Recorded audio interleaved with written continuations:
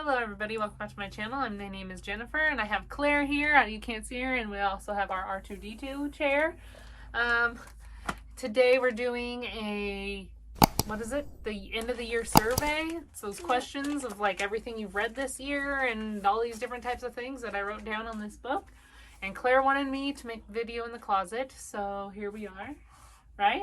We're making a video in the closet because you funny. Alright, so we'll go ahead and do the first question. How many books have you read this year? And I have read 43. Today, possibly, what is today? Or tomorrow too, I might finish the 44th. So we'll see, but I have 43 right now. And my most read genre is thriller, obviously, but it's actually not by a lot. Usually it's been by a lot. Like last year, I think, pretty sure that was one I had, but this one I read a good amount of different things. And then the longest book is The Dragon Republic by R.F. Kuang. It's the, or is it Kuang? I don't know. That one is the second book to Poppy War. Really good book. And the shortest book is Fangs. It's like this little, I wish I had all the books in here, but Claire wanted to do it in the closet. And she's playing with all my dresses and my clothes. And it's a little comic book, little strip thing. You can read it in like 10 minutes, and it's cute little like romance fantasy little comic thing. Favorite book published in 2021 would have to be Finlay Donovan is Killing It. Super funny, a lot of fun, and they're making a sequel. I forgot what it's called. They already have it like listed, and it comes out this coming up year, and I'm really excited.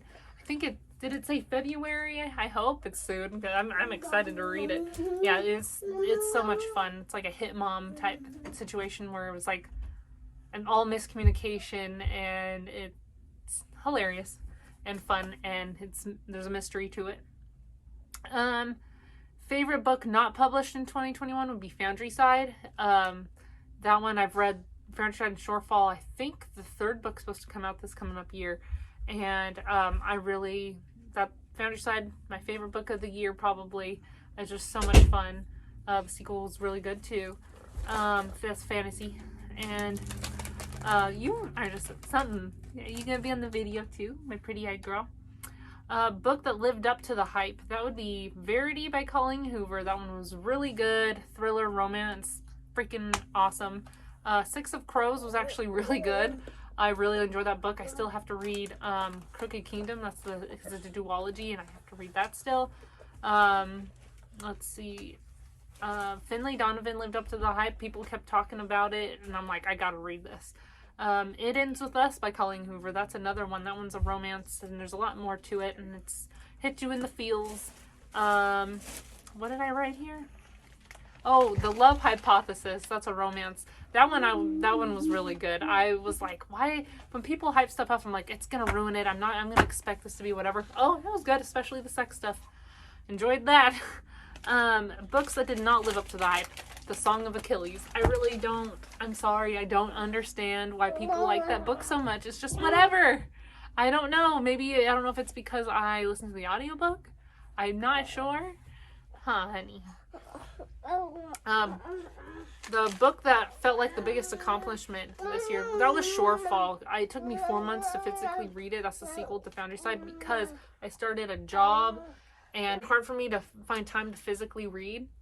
So I've been listening to a lot of audiobooks, but I'm getting there. I'm trying to figure out a routine to physically read again. So it took like 4 months, and the book was like, what was it, 400 to 500 pages? I can't remember how many pages it was, but I think it was 500. A really good story. Favorite character would be Finlay from Finlay Donovan is Killing It, and I liked Olive from The Love Hypothesis. Those two were good characters. Finlay is probably like the best. Least favorite character is I don't remember the character, but the dude in The Love Hypothesis who is her love interest, like one of his best friends. Yeah, he's a dick. And most shocking book / moment would probably be Verity ending. I think the ending of Verity was just like, whoa, what are you doing? Hi. Are you going to show everybody your scrunchie? Show your scrunchie. And then favorite couple would be Olive and Adam from Love Hypothesis, or Lily and Atlas from It Ends With Us. I love both of those characters and their banter and all this stuff. They're just so cute together. Are you showing everybody your boogies? A best written book this year?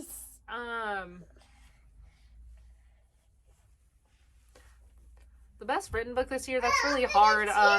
Maybe Razorblade Tears. I listened to it on audio and it just sounded amazing. I'm pretty sure it flowed really well with physically reading. And then The Dream Daughter, Diane Chamberlain, I think, is the author. Really good story and book, and I like the way that one was written as well. Book you pushed most people to read in 2021 would probably be Foundry Side. And then favorite book cover is Foundry Side. It's just an amazing cover. I just love the darkness and then the whole ambiance of it. And then favorite book adaptation, I guess, would be Six of Crows, because they put them in part of the Shadow and Bone show. I never read those books. I heard it's kind of like whatever.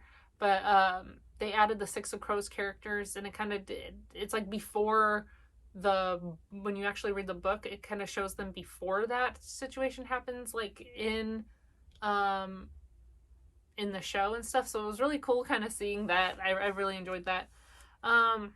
What book made you cry the most? I don't know if I had one that made me cry like how The Nightingale did last year. The Nightingale was just like, whoa, that made me cry so much.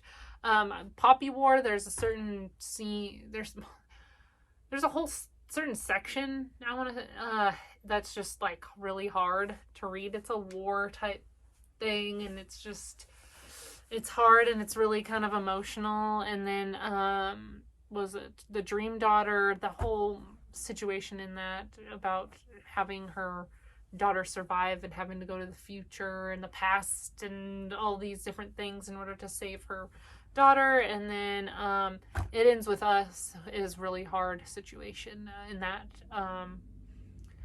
one. I didn't necessarily cry. I think I teared up maybe in all these, but didn't cry. And then book that made you laugh the most, Finlay Donovan is killing it. That one was so fun. A new favorite author you discovered this year.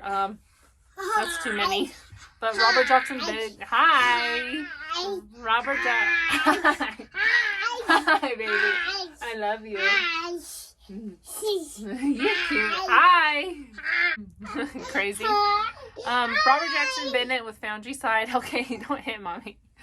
El Cosimano did Finlay Donovan. Colleen Hoover I never read before until this year.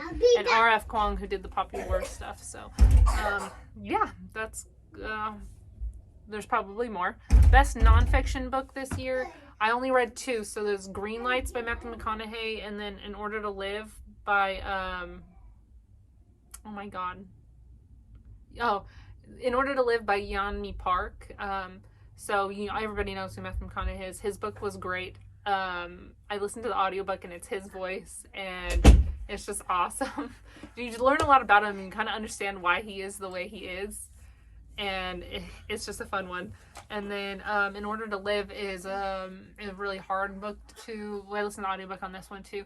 Hard book to read. Yeonmi was she lived in North Korea, and she escaped with some family, and it just shows her whole journey and how she got to America.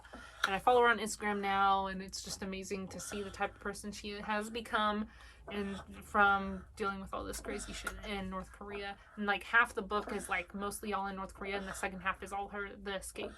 So really highly suggest both of those. Nom, nom, nom, nom.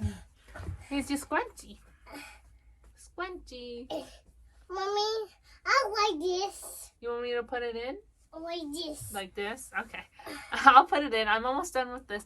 So, yeah, that's my reading, what is it, end of the year survey, questionnaire.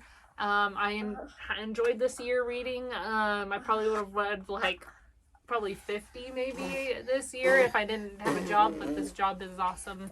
I love my job, and I just have to find a new routine, figure out a routine here with reading, and yeah, I'm excited for the next year, huh? Ah! You want to say bye? Thank you for watching, everybody. Bye-bye. Say bye-bye. Bye-bye. Thanks for watching our channel.